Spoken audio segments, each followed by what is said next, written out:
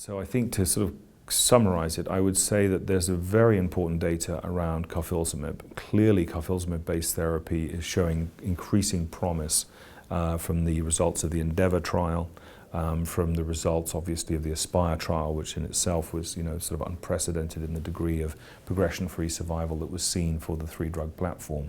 I think the important point, though, you touch on it, is cost. Cost of the combination of carfilzomib, lenalidomide, and dexamethasone is the highest of all the triplets right now.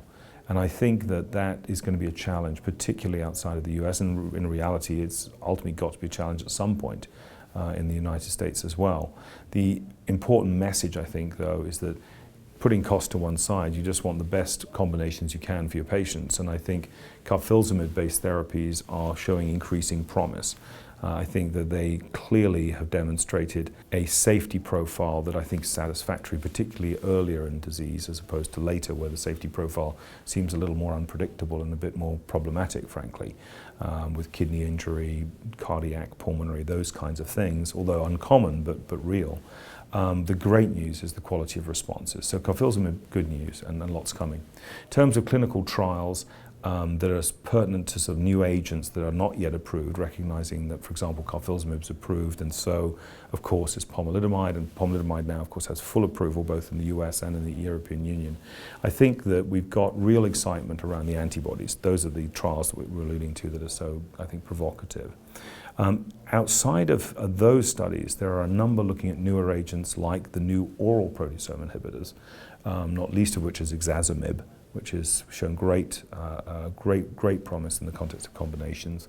Aprozomib is also moving forward, and now there's even a third proteasome inhibitor that we talked about this morning at the session called marizumib, which reverses all beta subunits, or inhibits, I should say, and that's really showing interesting promise, particularly in combination with pomalidomide. Then in terms of what other drugs are available, well, there are a number of new cytotoxics coming through the pipeline.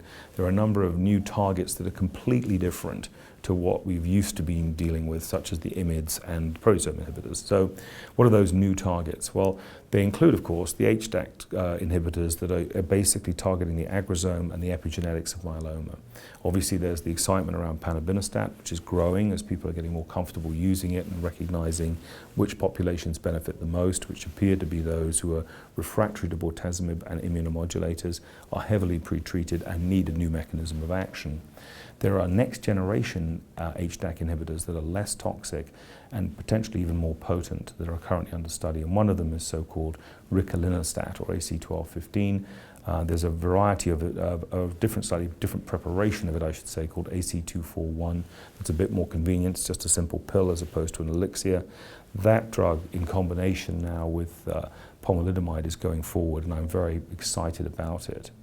I think beyond that, there are a whole array of small molecules coming down the pike. We touched on them today in terms of new directions.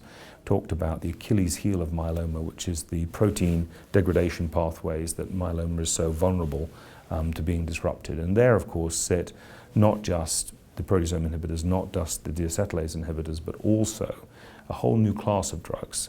For example, the DUB inhibitors. These are small molecules that go upstream of the proteasome and disrupt the way ubiquitinated proteins are prepared for degradation. And when that happens, the myeloma is very, very vulnerable and very prone to apoptotic arrest, which obviously is what we're trying to do with these signal transduction inhibitors. So I think there is a lot of excitement, Charlie, and a lot of good new things. And I think for patients, clinical trial participation, it was an emphasis from Yilak on his presentation. Our patient this morning emphasized the value of clinical trials. I think the other piece of it is that there's a steady throughput of new agents in the field, which is incredibly important because we're still not curing people, so we've still got a ways to go.